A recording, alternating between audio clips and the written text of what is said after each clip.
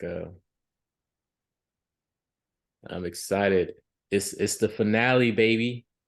Yes, sir. Yes, sir. Last episode of the season. How we get here?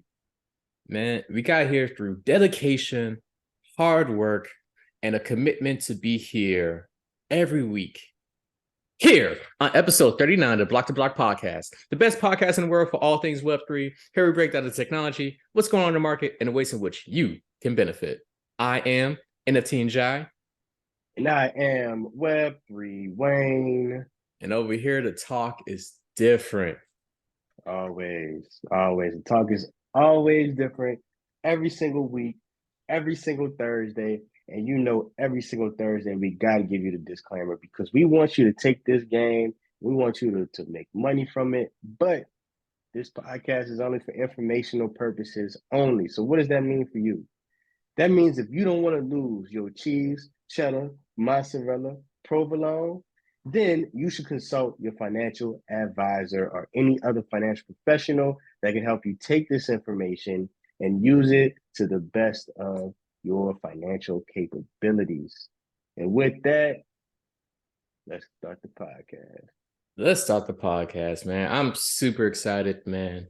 We're 39 episodes in, right? Meaning we're 39 weeks of this Web3 journey where you, the viewer, have been coming along with us to just really understand what's going on in the world of Web3 and seeing the ways in which we can increase our knowledge base so we can use this tool for our benefit, man. And it's been phenomenal. It's been phenomenal. I'm really enjoying season 2. This past season, we spent a lot of time just dissecting a lot of macroeconomic factors, a lot of global factors, a lot of global stories, and which has got us to this point in which we're like, hey, why not we have an episode where we just talk about which country or which region of the world we think is going to win the Web3 race, right? This is just based off of what we've been seeing over the last couple of weeks. So if you haven't already, definitely watch every episode of season 2. It starts at episode 20 to this episode 39. And make sure you like, comment, subscribe, and share out with all your loved ones because everybody needs to get this game. What do you think? For sure. For sure, for sure. No, man, season 2 has been great, man. From the guests, we've had amazing guests on, just giving out free game, Web3 game. From marketing, Web3 education to Web3 real estate development. Like there's really been really a wide variety of great guests that we've had on. Shout out to everybody that's come and graced us, with their presence, with their stories. We even went across the digital pond for happening. That was a great episode. I really, I think it's been interesting. We started this podcast, this show, in a very interesting time for Web3, right? Everything was kind of starting to downtrend, and it was a downturn for the market as a whole. So it's been amazing to see the development of, when kind of we started and everything was, and I'm not talking about the podcast, I'm talking about when we started with Web3 in general on the business side, seeing how things developed then. When we started, NFTs were doing, billions of dollars every quarter, right? Like tens of billions of dollars every quarter, which has very much changed. And we've seen a big growth rate when we first started, and now that has changed as well. And so, it's been interesting seeing our stories really go from what they have in season 1, where we're really covering the market. I think really our focus was more so here in the States. Like, that's where the topics were mostly focused, and where the news was mostly focused. And then you see as things start to happen, dominoes start to fall. Politicians and regulators start to kind of down talk some of the industry. You see new places and new spaces starting to pop up that are really pushing this Web3 thing. And so it's been amazing to see the evolution of, when we first started season one, what the stories were, where the focus was, and how that's impacted and affected our stories for season two, right? Mm-hmm. Where we're seeing a lot more global activity. We're seeing a lot of global activity in the Web3 space being recognized and talked about, more in the forefront, especially when you're talking about like more positive things within the Web3 space. Right. So I think season two has just been, a really interesting journey of one, seeing who else is out there in Web3, what they're doing. It was dope that, they all look like us. I think that was dope. And then also seeing, more of these global stories, pop into the forefront, really this opportunity and really showing us and hopefully you as viewers and listeners that, the world is very expansive, and things might be downtrending in one place, but there may be upward trends in other places or people that are saying, hey, although this may not be the best time, we're going to set the foundation because this is a technology that we believe in. And I think that's sometimes what it takes, especially if you're, you're a business owner or you're pursuing your passion, if you will. You need to be able to outlast tough times and say, hey, even though this may not be the best time, I'm setting the foundation for what's to come. So, Absolutely. Absolutely. So to really help frame this conversation about like which region or which country of the world we believe is most best positioned to really win this Web3 race, what we decided to do was to create a block to block scorecard, if you will, of the 7 main factors that we need to account for while doing this analysis. And with that, I guess we can just kick off the factors. Web3 Wayne, you want to bring us yeah, number one? I'll kick us off. So the first factor that we've been tracking in terms of consideration for opportunity within the Web3 space is technological infrastructure, right? Mhm. So, really what we're looking at there is the regions with robust and advanced technological infrastructure. And that includes, of course, the widespread internet connectivity, high speed networks, reliable power supply. Those are going to be places where Web3 technologies are more likely to thrive. And I know, us being in the US, especially reliable power supply and internet connect, Mhm. those 3 factors are something that's just normal to us. But that's really not, the case in every country and in every region.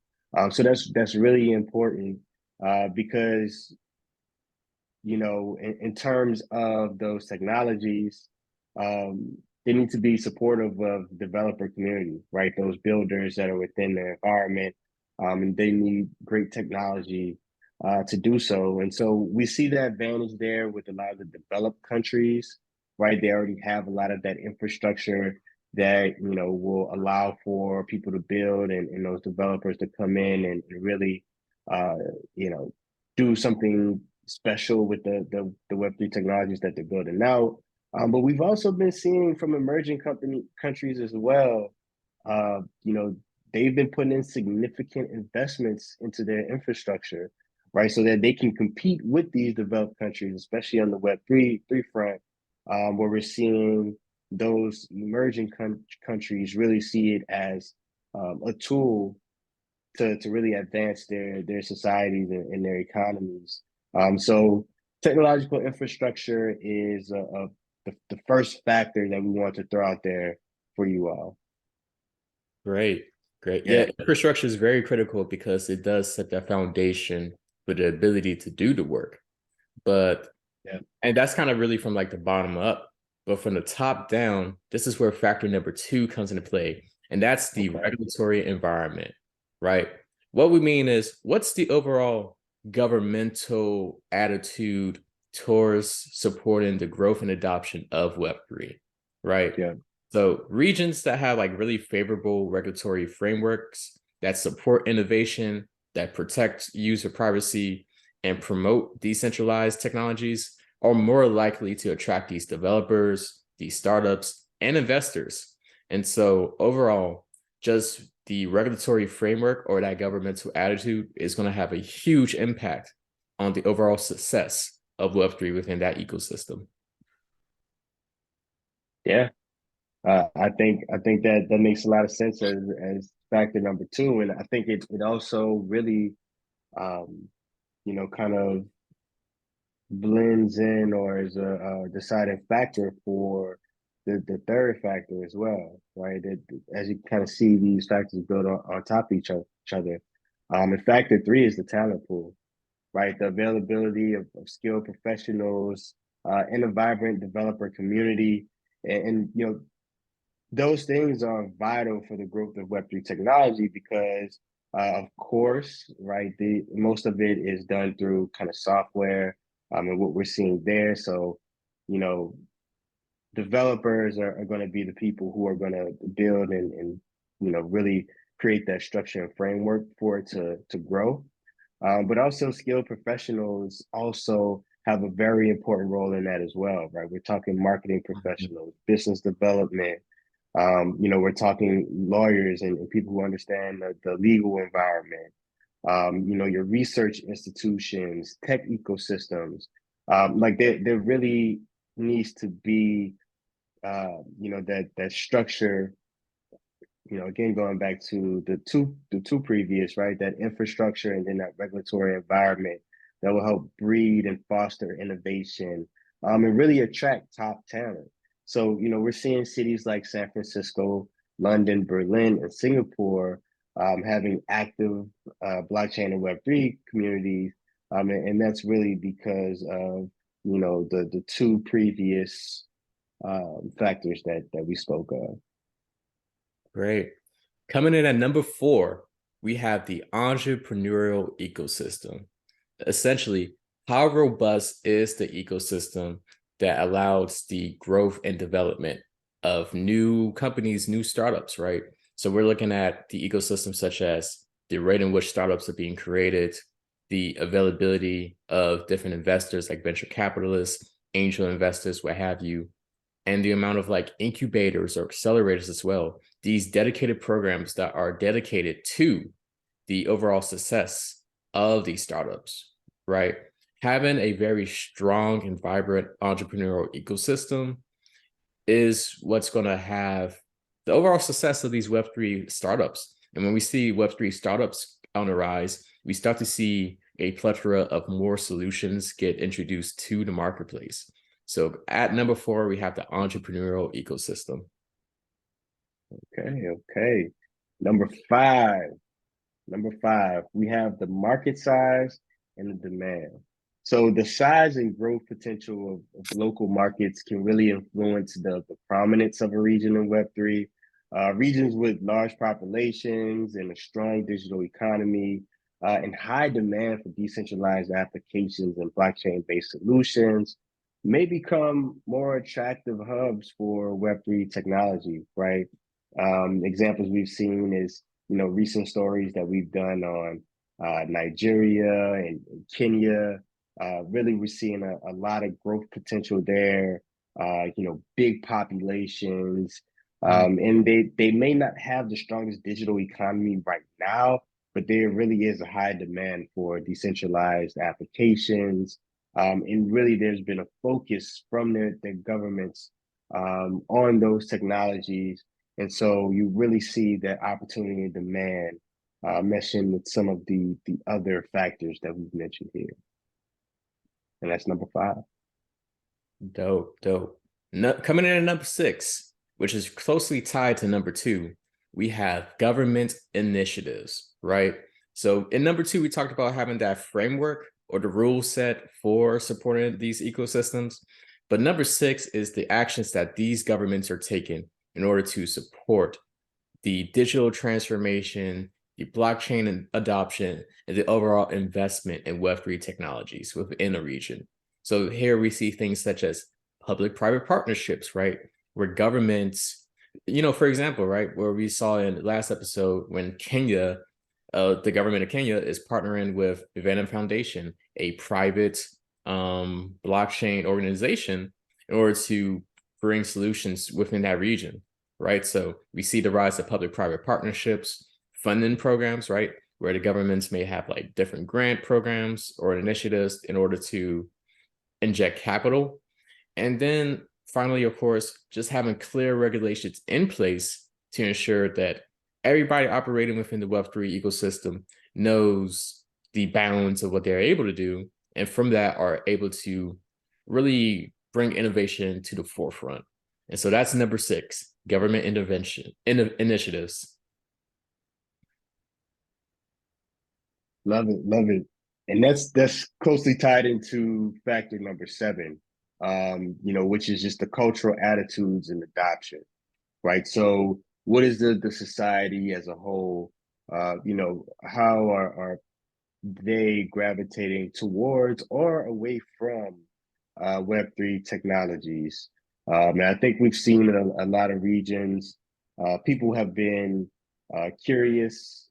Some regions, people very much um, have been, adopters of the technology, right? So we have a place like the US where we're seeing more curious cultural attitudes versus Nigeria, where we're seeing, heavy interest and really a want for the technology. And, that will really influence the prominence of a region is how are the citizens, how are the everyday people looking at this technology? So your regions where the population is more open and receptive to disruptive technologies, and when there's strong desire for financial inclusion and data privacy, you may see more adoption and growth in Web3 technologies. So number 7, cultural attitudes and adoption is what we're looking at as the last factor for how to evaluate a region and its opportunity in terms of Web3. Right. Thank you, Web3 Wayne.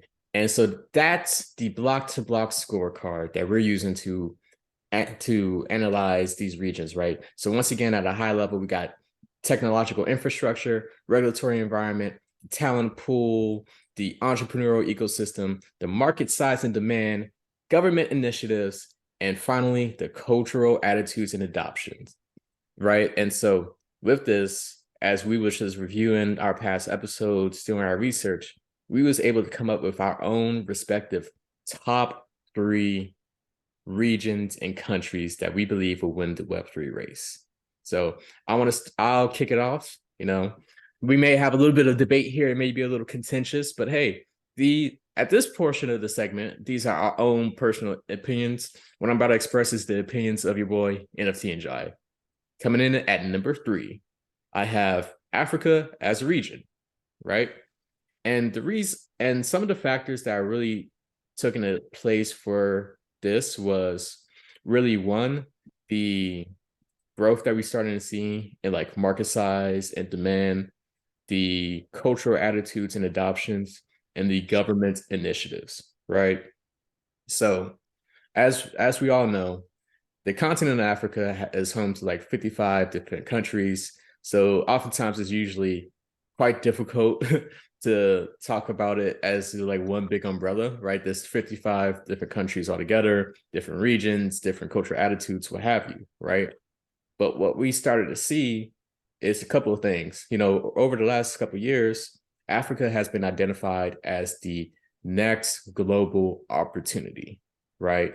Globally, it has the youngest population with 60% of the citizens being under 25, whereas the rest of the world is significantly older and the birth rates are declining. Africa as a whole is actually increasing. And in fact, one organization, I want to say it was Statista, put out I posted it on my Instagram like a couple of days ago. They said like by the year 2100, as we look at like the top 10 most populated countries in the world, 5 of them are going to be from Africa, with the 3rd most populated projected country being Nigeria at over 500 million citizens, right? So there's a lot of growth potential there in terms of the availability of funding, right? So, of course, when you look at regions, when it comes to like investors putting their money behind Web3 projects, Africa is lowest in terms of like the actual volume of dollars behind their deals, but their growth rate has been the highest within the past year. So what I mean by this is you have places within like the US where we have like 15.2 billion of funding towards Web3 projects. And then the same thing with like Europe and Asia as like regions, you know, like close to 5 billion for both projects, I mean, both regions, but their growth rates have only been, for Europe and Asia, they only went up by 50%, whereas the US has really remained stagnant. For Africa, from 2021 to 2022, we've seen $90 million in 2021 for like blockchain or Web3 deals or companies, raise over to 474 million by the next year, a 429% increase, right? Ooh.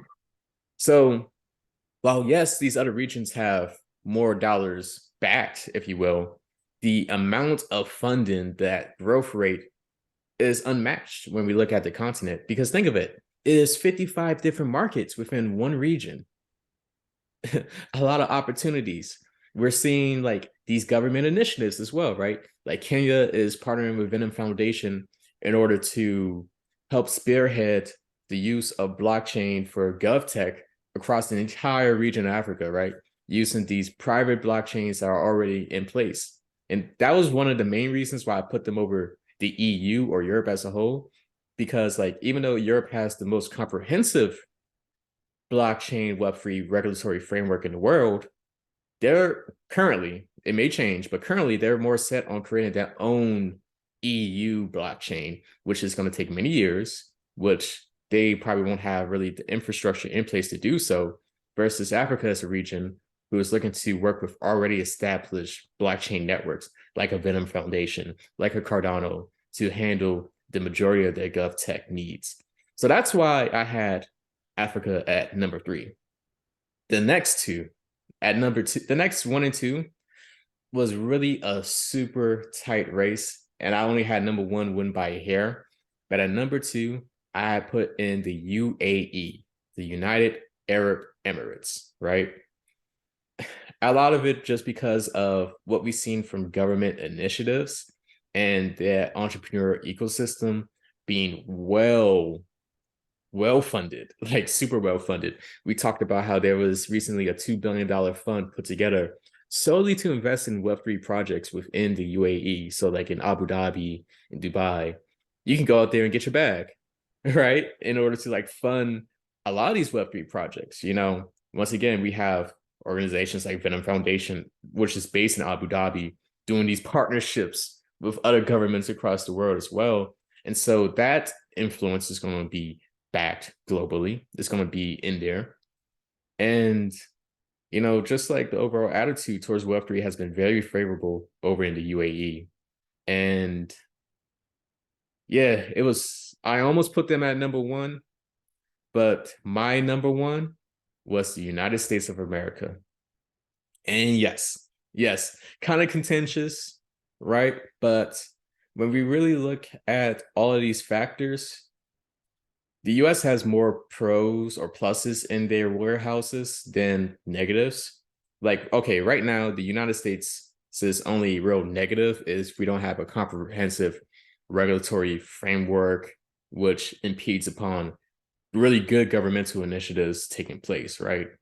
But then when you look at things like the talent pool, we have here in the United States 29% of the global share of blockchain developers, right? Our technological infrastructure is A1 for the most part. And then our entrepreneurial ecosystem and market size and demand is really unmatched, right? When you look at the United States on a global level, and many people will attest to this who come to the US is probably one of the most, if not the most, pro-business friendly countries in the world, right? The entrepreneurial ecosystem is very robust. There's all the famous accelerators, all the famous incubators, for the most part, are based in the US. There's so much funding available for startups in general within the US, right? Like in episode 27, when we had the crew from Happening, they talked about how, they're UK based, but they didn't really get funding until they came out to the US for like the first time, right? So the money's here. I mean, and going back to what I said during my Africa segment, $15.2 billion of capital have been invested within these Web3 projects, the most out of all the regions. So that's why I have US as number one. So once again, my number three, or my sleeper choice, is Africa as a region. Number two, the UAE. Number one, we have the United States of America. And that's my take. I have to agree to disagree with your list, my guy. I'll give you my reasons. Um, to start off, my number three, I'm gonna put the USA. I'm gonna put the USA at number three. I think the big thing that's holding the USA back is the governmental regulation side. And I really see the regulatory environment being too chaotic. When we're talking about banks that are crashing, right? Your regional banks that really supported the entrepreneurial ecosystem, right? We're really seeing a lot of those entrepreneurs, struggling and having to scramble to figure out how they're going to continue their business.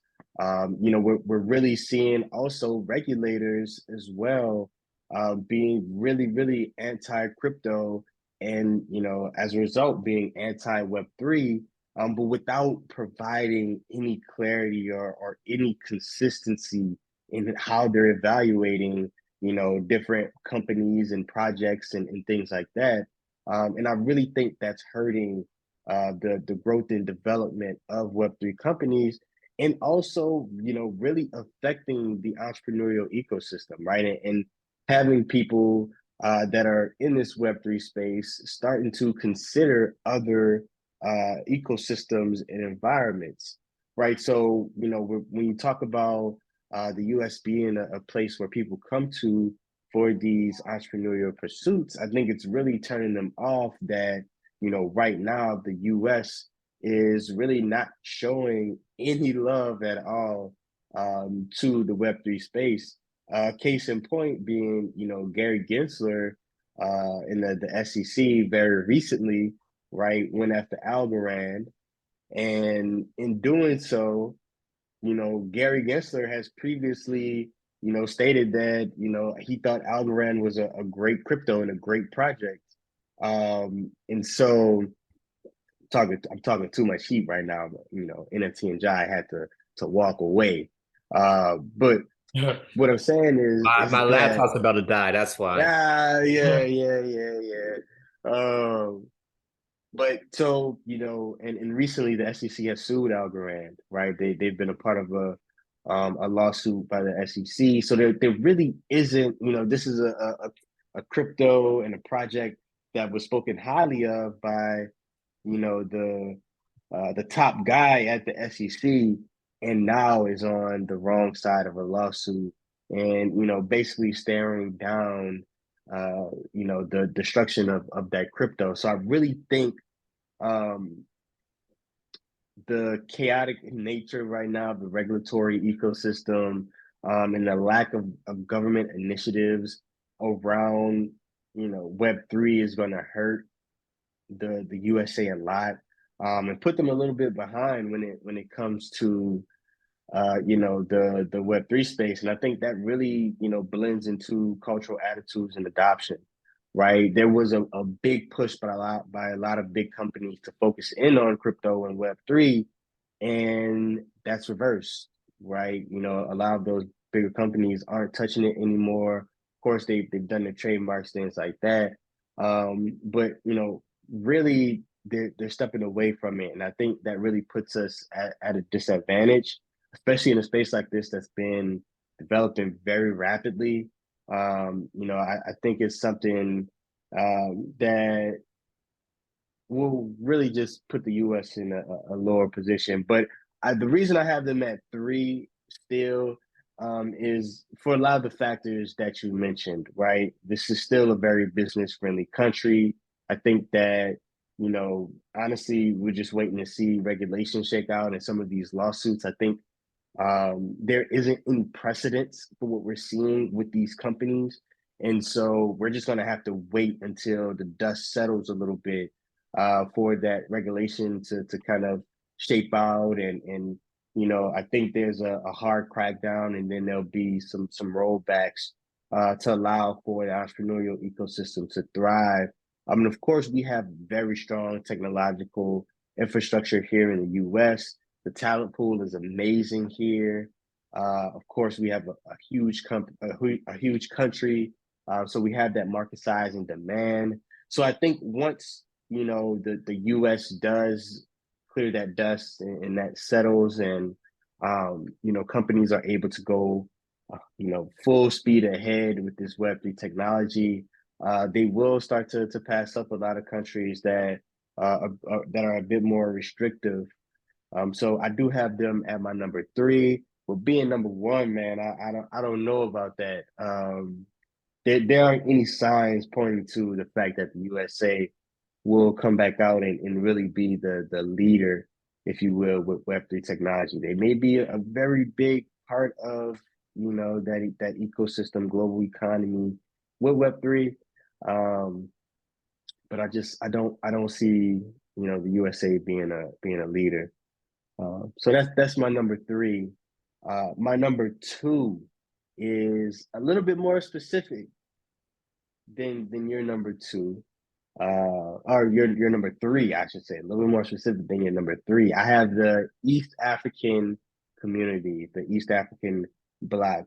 While I do think that your West African countries and your South African countries will have a lot to offer, I do think that there's still some negative connotations around Web3 technologies, specifically crypto, and places like Nigeria. You don't hear too much, as far as I know, in other West African countries outside of Nigeria. I think in terms of what we're seeing in a news cycle, haven't seen a lot of activity in your Southern African countries. But there is a lot of potential in your East African countries, right? Your Kenyas and your Rwanda, really showing a lot of promise already.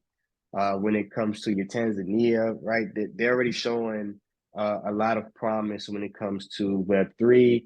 They're building those foundations, but they also have, great entrepreneurial ecosystems, and, great technological infrastructure. May not be the best, but we're seeing great trends when it comes to those countries. The biggest being the hubs, right? Those technological innovation hubs, within those countries, those East African countries. So I see a lot of potential there. I see great ecosystems. I see the talent pool is, really great in those countries. And then, of course, the government is bought in. We're seeing government initiatives. You mentioned the Venom Foundation and what we're seeing with them, and just how they're partnering with some of those private companies to really push Web3. And then my number 1 is, of course, the UAE. You're number 2. Love what I'm seeing from them, right? They're already putting out regulatory frameworks. They've already issued their first license with to operate as a Web3 company. Of course, they're setting up Abu Dhabi as a Web3 hub, and really pushing that. Over $2 billion that they've set aside specifically for Web3 funding and financing. The government seems to be heavily behind that Web3 technology.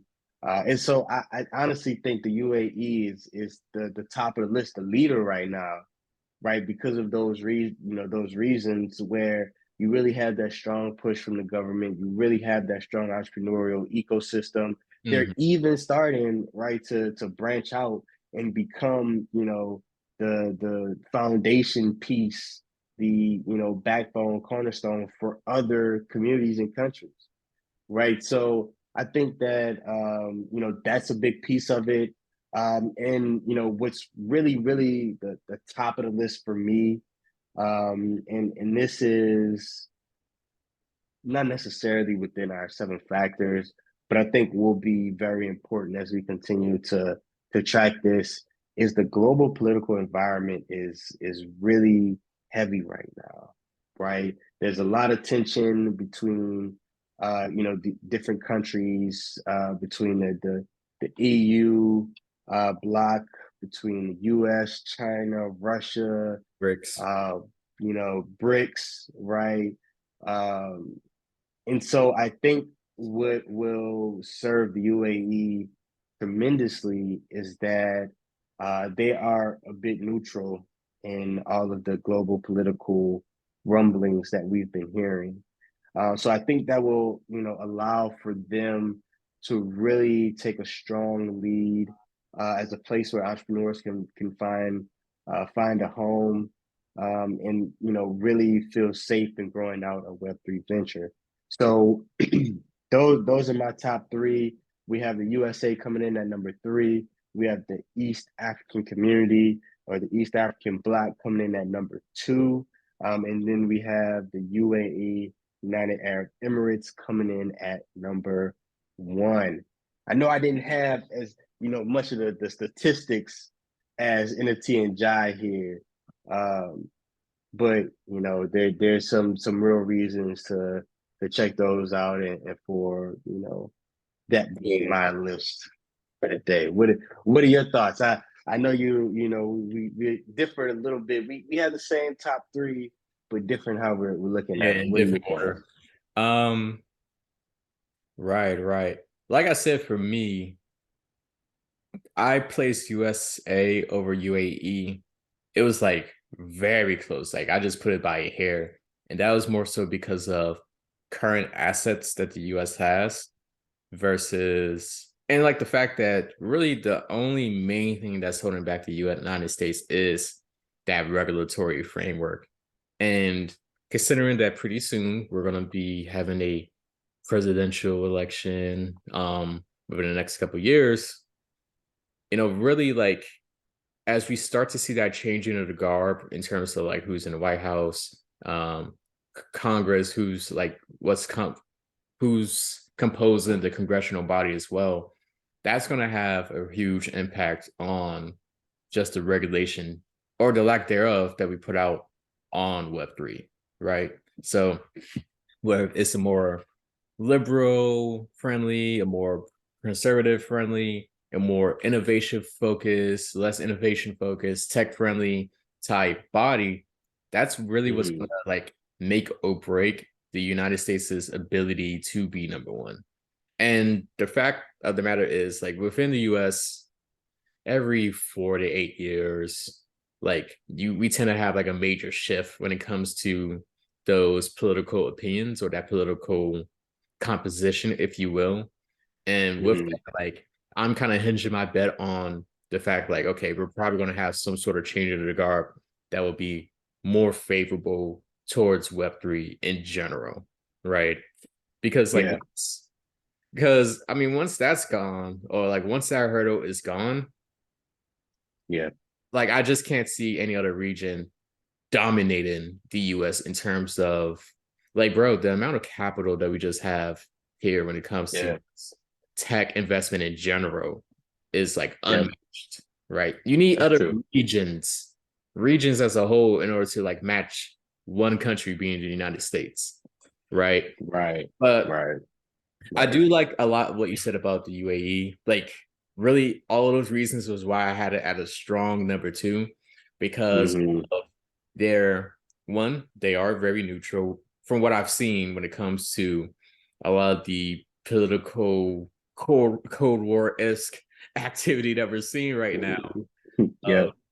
Two, like they just the story of the UAE, right? Of how like these seven emirs came together in order to, create this one region of the world that is very attractive to like foreign direct investment. That's like it's outside of like oil and natural resources. Like they are known as, hey, we're a global destination for business. And the fact that we see like the government very heavily backing them, they have the capital in place and they're making the moves to make those relationships in different regions of the world, like Africa, right? Like Venom Foundation, like I know for a fact they're very focused on just that whole Middle East, North Africa type region anyway, right? Like it's more than just within that specific country.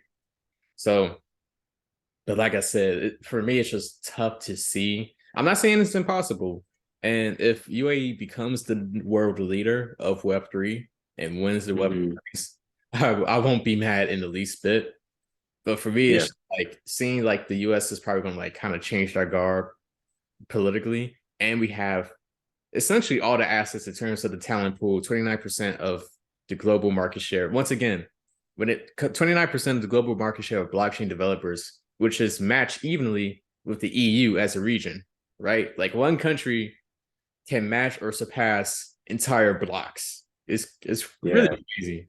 So No, I mean, I think that's a great point. I think that's a great point. I think for me, the reason that I really see like the UAE being number one, and then um, kind of like that East African bloc being number two, is I really think they go hand in hand, mhm. right? And I think you make a great point about just the size and the potential of America. But I think the one thing that's lacking is the actual opportunity, right? Like the actual problem in space of like, oh, we need this technology, right? That there's really I see what no you mean. real need versus a lot of African countries where, this technology brings a lot of solutions to their problems. So, just culturally, the attitude is stronger to adopt this technology than it is in the US, which is just like, we trust our banks.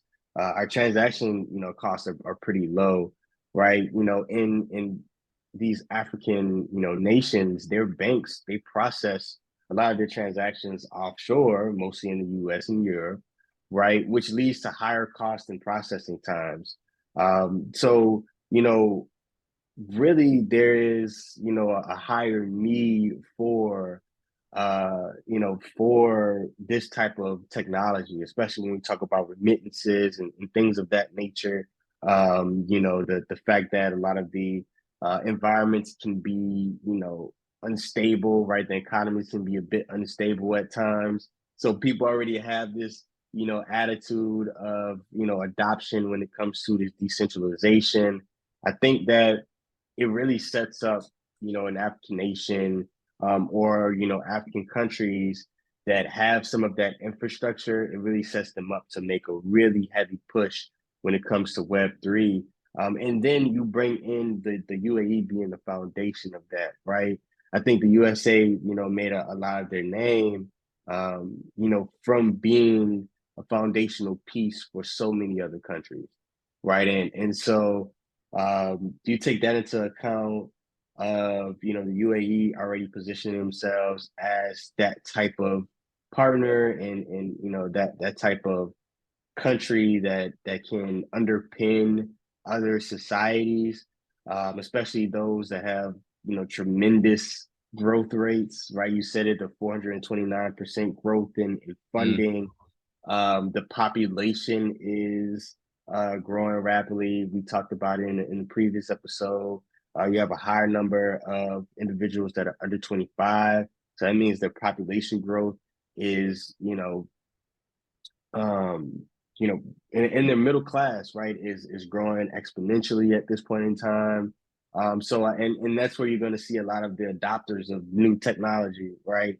And so I think those factors combined with the UAE, right, underpinning a lot of the technological infrastructure and innovation in those regions really puts the UAE ahead of the curve because they can take that model and they can scale that to other countries, right? And we're talking about countries in Africa that are resource plentiful, right? Like this Web3 thing, is starting very much on the software, crypto, like digital, but we've talked about it. That's very much going to turn into a hybrid type of thing where we're going to see this underpin a lot of the physical, very real assets, and help from the infrastructure, supply chain, healthcare, like all of these different spaces where there is so much of a need for this technology. So that's why on my end, I really push that UAE forward. The EAC coming second, and then putting it the USA third. So Yeah, it makes that's sense. You got a respectable list, right? Like, I mean, we basically have the exact same list, and yeah, we yeah. didn't even say, "Oh, I'm gonna put this at number one," or you like. It was just we had conversations about countries we was interested in, but our order was like totally different, as you all saw. Um, Yeah. History is very important, right? So going back to what you're saying in terms of the UAE being that foundational piece, what really pushed the United States as that global superpower was at the end of World War II, right? Where Europe as a whole was just decimated due to the impacts of the global war. All the fighting happened in Europe. Like we didn't have any of the fighting happen really over to the States. And so like the United States put together that Marshall Plan, was essentially like a bailout plan for Europe. And that was one of the key things that helped place the US as a global superpower and like as the hegemon for like so many decades, right? Now, one thing that has put the US also in that huge position, like what they've done for Europe, they've really put their influence across like literally every country in the world. However, the thing about the US that many developing countries find, you know, distasteful or annoying, if you will, for lack of a better term, is the fact that our political agenda is pushed into wherever country we end up supporting, right? That's just a fact. Yeah. Now, one reason why many African countries and other developing countries in like Latin America and what have you have been really interested in working with China is China will give you the capital and the infrastructure, and they literally don't care about what you're doing socially or politically within your country. So going back to the UAE, if they have those same similar practices to or stances to like a China, right, where they don't necessarily care about your whether it's good or bad, but like your political, social stances within your country, and they're just focused on providing that infrastructure, that could also lead to many more partnerships, right? Where people will be like, oh, they kind of have that whole China approach, like where you can like get the resources and it doesn't come with quote unquote strings attached, right? So great point about what you said about the UAE. Like I said, it was really only a hair between. If I'm wrong about the political garb within the US, like trust and believe, UAE is moving to that number one on my list. And once again, the offer still stands. If you want us to come out to the United Arab Emirates to do some interviews for the Block to Block podcast, please reach out to us via our social media in the link below at Block to Block Podcast on Instagram. You can email us as well. We'll definitely be more than willing to just learn more about how you all are supporting the Web3 ecosystem. The same thing for Africa as a whole, especially the East African communities. I want to go over to Kenya. I like Kenyan food. Yeah, I mean, those African nations in general, if you feel like, your nation was left off this list and, you really want to, uh, show the world, hey, this is what we have to offer, right? When we talk about attracting that talent pool, really showing what your ecosystem has to offer. Like Mamadou said, we love to talk with you. Of course, come out and see what you're building and show the world what you're building at large. So don't be shy. Definitely reach out. I think there is a lot of opportunities out there, and as block to block, we want to bring those opportunities to the world, especially within the Web3 space, especially in your underrepresented communities out there, right? We know that there's a lot to be offered and a lot that's being missed out on, and we don't want people to miss out on those things. So hit us up. Hit us up. And as we bring this segment to a close, we gotta let you know we'd be remiss. We're back outside next week. Yes. We'll both be in Atlanta at the Gathering Spot in order to have our streetwear, fashion, tech, Web3 fireside chat. We're speaking with Zeke, who is the founder of Streetwear Connections, the #1 platform for all things streetwear, where you can get your exclusive sneakers, your apparel, your jewelry, and much more, a community. And so we're speaking to him about how he's using Web3 technology, Timbucktoo, in order to, really prompt and build community and grow his business. And so I'll be moderating that session. It's going to be a dope vibe, at the Gathering Spot. There's going to be an expo of like some of the inventory, so you get a chance to like really check them out. And it's going to be a great time. So definitely come out. It's next Wednesday in Atlanta from 6 to 8 at the Gathering Spot. Yes, sir. Yes, sir. And with that, appreciate y'all tuning in. I am Web3 Wayne. And I'm NFT and Jai. Peace.